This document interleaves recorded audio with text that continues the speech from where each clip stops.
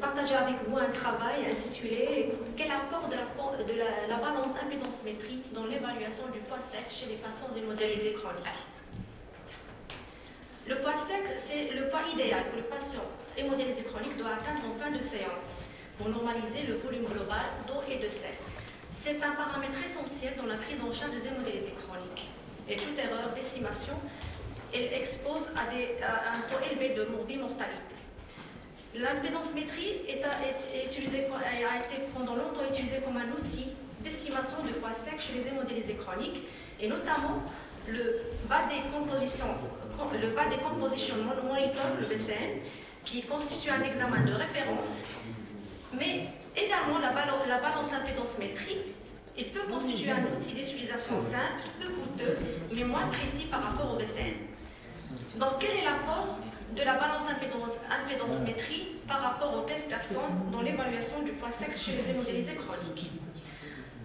L'objectif de notre étude est de comparer les deux outils d'estimation de prise de poids interdialytique qui sont le PS-personne et la balance impédance-métrie. Et en se basant sur l'estimation du poids corporel de l'état d'hydratation des patients avant et après la dialyse. Nous avons mené une étude transversale au niveau du centre d'hémodialyse chronique Loujda en novembre 2017. Ont été inclus tous les patients hémodialysés chroniques dont l'ancienneté était supérieure à 6 mois et qui ont bénéficié de 3 séances par semaine de 4 heures.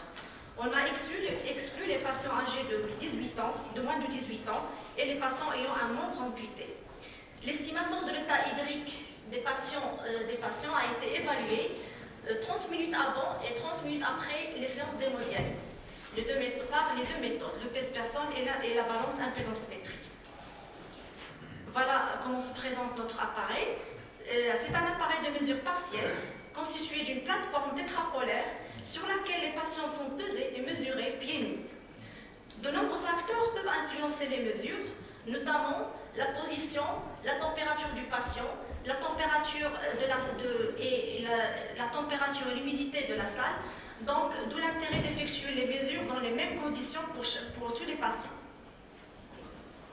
Pour nos résultats, on a relevé, donc on a colligé 96 patients hémodialysés chroniques, dont l'âge moyen était de 50 plus ou moins 15 ans, avec une prédominance masculine.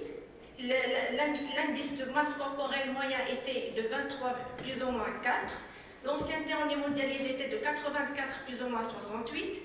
26,5% de nos patients étaient en surpoids et 6,1% étaient obèses. 24% de notre population était hypertendue sous traitement antihypertenseur. En comparant le poids corporel et sa variation avant et après la dialyse par les deux méthodes, le PS-personne et l'impédance-métrie, nous avons noté deux différences significatives avec un P inférieur à 0,001. Et les mesures par la balance impédance-métrie étaient plus significatives par rapport aux mesures par le PS-personne. On a également repéré les paramètres étudiés par impédance-métrie, à savoir l'eau totale et l'eau extracellulaire, l'eau intracellulaire avant et après la dialyse.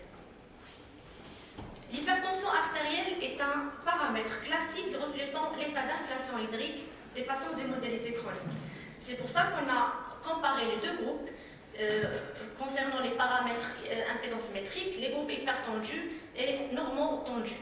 Donc on a comparé les différents paramètres qu'on vient de voir. On a relevé qu'il y a une différence significative concernant l'eau totale prédialytique, l'eau extracellulaire post-dialytique, l'eau intracellulaire avant la dialyse et l'eau intracellulaire en post-dialyse. Et le taux d'ultrafiltration était plus important chez les hypertendus avec un P égal à 0,03. Le poids corporel varie de la même façon que la variation de l'eau totale et du volume extracellulaire, mais on a constaté que la variation du poids corporel est mieux corrélée à l'eau totale qu'aux variations de l'eau extracellulaire. Nous avons noté également une corrélation positive entre la variation du volume extracellulaire et le taux d'ultrafiltration avec un coefficient de corrélation de 0,69. En comparant la variation du poids corporel mesuré par les deux méthodes, la balance impédance-métrie et le pèse-personne, donc avec l'ultrafiltration, nous avons constaté que l'impédance-métrie est plus précise que le pèse-personne, concernant avec un coefficient de corrélation de 0,81 versus 0,87. La comparaison entre le poids sec prescrit et le poids sec et le poids post-dialytique estimé par les deux méthodes pèse-personne et balance impédance-métrie a montré une supériorité de la balance impédance-métrie avec un coefficient de corrélation de 0,96 versus 0,77. La moyenne d'ultrafiltration n'était pas liée statistiquement à la survenue d'hypotension intradialytique.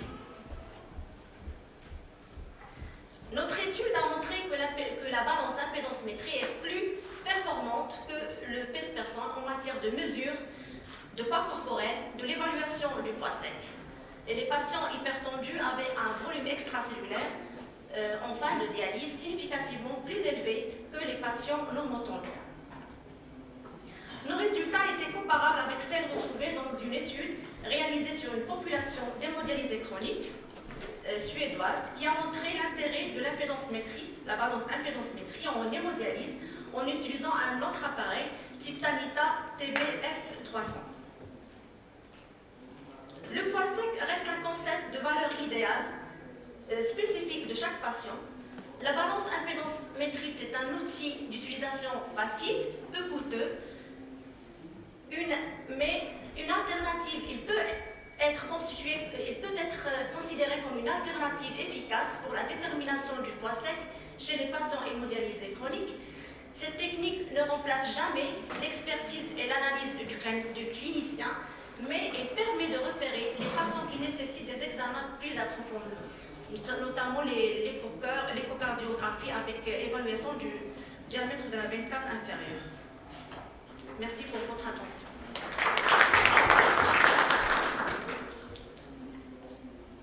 Merci, Dr. Hamdi. Je ne sais pas s'il y a des questions.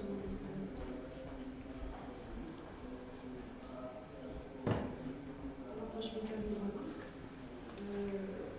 D'après le travail que vous avez réalisé, est-ce que vous comptez l'intégrer dans la prise en charge de vos patients? C'est-à-dire sur le plan pratique, qu'est-ce que ça va ajouter? Normalement, ça va changer notre attitude. Normalement, donc, on a intérêt à intégrer cet appareil dans la prise en charge des patients hémodialysés chroniques. Comme vous voyez, les résultats sont encourageants. Ça nécessite du personnel parce que prendre le poids avant et après la dialyse, c'est pas facile. Donc, ça constitue une réorganisation du service pour pouvoir l'intégrer. C'est un appareil que vous avez maintenant? On a un seul appareil, oui. Sur le plan pratique, c'est faisable. C'est faisable, mais oui, ça nécessite beaucoup plus de personnel pour pouvoir l'intégrer. La formation de personnes qui vont il n'y a pas question c'est pas question de formation parce que l'appareil est facile à manipuler, mais ça demande du temps. Avant et après.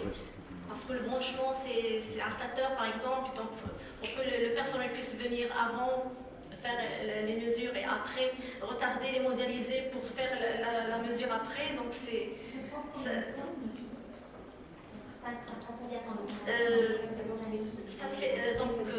on a déjà introduit les paramètres des patients, ça va prendre aux alentours de 3 minutes. Mais si c'est un nouveau patient? Si c'est un nouveau patient, il faut le peser, il faut avoir la taille, le poids, et respecter les conditions. Il faut vraiment utiliser les mêmes conditions pour pouvoir comparer par la suite la différence des volumes d'eau.